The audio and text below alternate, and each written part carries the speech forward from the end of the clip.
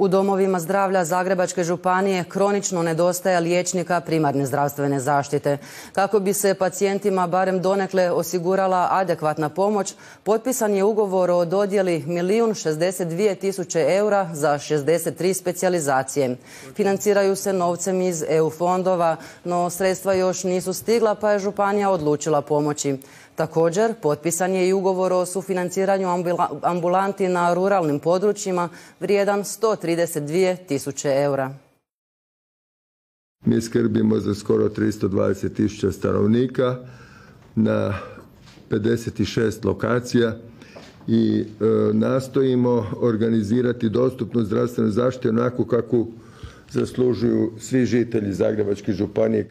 Ono čemu se nadamo i čemu svi težimo, da liječnici koji budu završili specijalizaciju, da će ostati raditi u našoj Zagrebačkoj županiji, u nekoj od ambulanti ili u ruralnom dijelu ili u našim gradovima. Od ove 63 specijalizacije najtraženije su bile one iz obiteljske medicine, pedijatrije, ginekologije i interne medicine.